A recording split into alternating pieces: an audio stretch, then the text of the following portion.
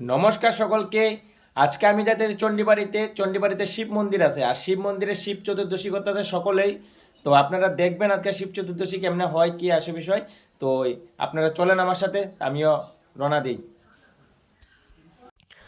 যাওয়ার সময় দুইটা বাইরে পাইছি, দুইটা বাইরে বাইকে তুলে নিলাম, তুললে এবার যাইতাছি। দেখেন,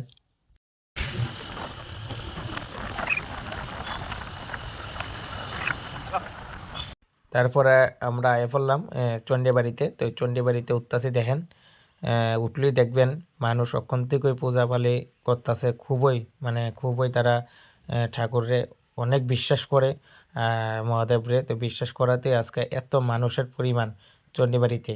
দেখেন যে যার যার মতো পূজা করতেছে। এই আন্দার ঠাকুর মশাই মেন পূজাটা করতেছে, করানোর পরে আপাতত শিবের স্নান করাইব।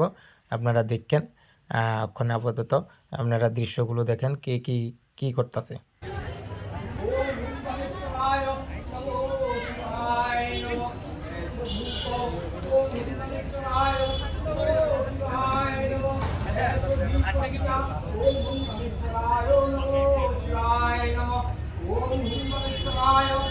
তারপরে আমরা চণ্ডীবাড়ির মায়ের মন্দিরে গেলাম গা। কারণ যেহেতু চণ্ডীবাড়িতে এই মহাদেব মন্দিরটা আছে, তাহলে তো চণ্ডীবাড়িতে আইসি, যেহেতু চণ্ডীবাড়ির তো চণ্ডী মাকে তো দেখতেই হয়। তো এই গেলাম, তো এই দেখতেছি খুবই ভালো লাগতেছে। দেখেন কত সুন্দর করে পূজা পূজা দিল ঠাকুর মশাই।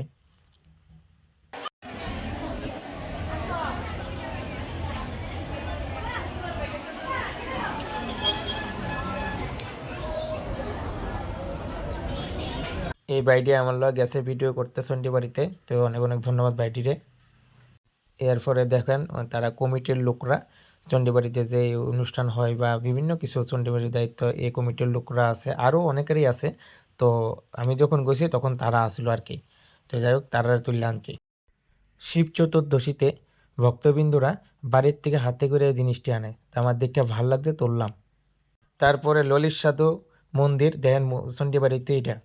এরপরে গেলাম গা আমরা কুদ্দুর, দেখেন চণ্ডীবাড়ির দিঘি, নাম হচ্ছে অমর সাগর। কত সুন্দর দেখেন, মানে ভিউটা মানে অসাধারণ। মানে অনেকক্ষণ ক্যামেরা করছি, মানে এত ভালো লাগছে দেখতে। জলটি কত সুন্দর লাগতেছে। তার সাথে আবার চণ্ডীবাড়িটাও তুললাম। দেখেন চণ্ডীবাড়িটা ফুল তুলছি, মানে এত সুন্দর লাগতেছে চণ্ডীবাড়িটা।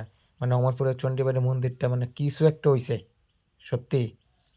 তারপরে সবাই লাইন ধরে লেগেছে, ঠাকুরের পূজা শেষ, এবার দিব ভক্তবিন্দুরা। এবার ভক্তবিন্দুরা দেখেন কত সুন্দর করে পূজা দিতেছে। কেউ দুধ দিয়ে স্নান করে যাচ্ছে, কেউ জল দিয়ে স্নান করে যাচ্ছে, তারপর বেল দিতেছে, মাথাত লাগাইতেছে শিবের মাথায়।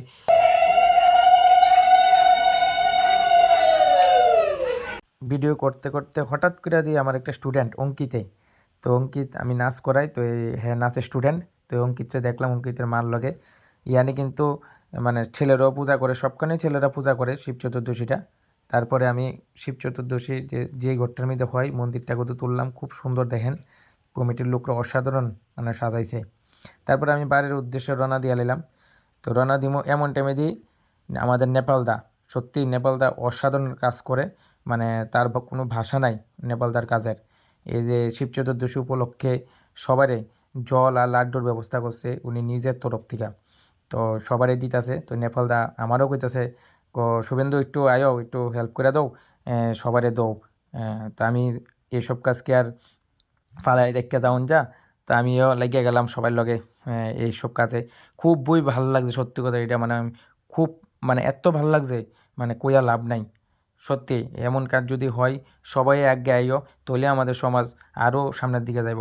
আমি অতটুকু সবার কাছে অনুরোধ করলাম। তো আমিও দেওয়া টেওয়া শেষ করে এরপরে বাড়ির উদ্দেশ্যে রওনা দিলাম আর কি। ভিডিওটা কেমন হয়েছে জানাবেন, যদি ভালো লাগে তাহলে শেয়ার করবেন আর পেজটারে ফলো করবেন। তার বাড়াইছি না, তো এতটুকুই শিব চতুর্দশীর ভিডিও করলাম। সামনের বারের লেগে আমরা অপেক্ষা থাকুন সবাই, 2025-এর অপেক্ষা আমরা সবাই থাকুন। তো সবাই ভালো থাকবেন, সুস্থ থাকবেন, এটাই শিব বাবার কাছে প্রার্থনা করি।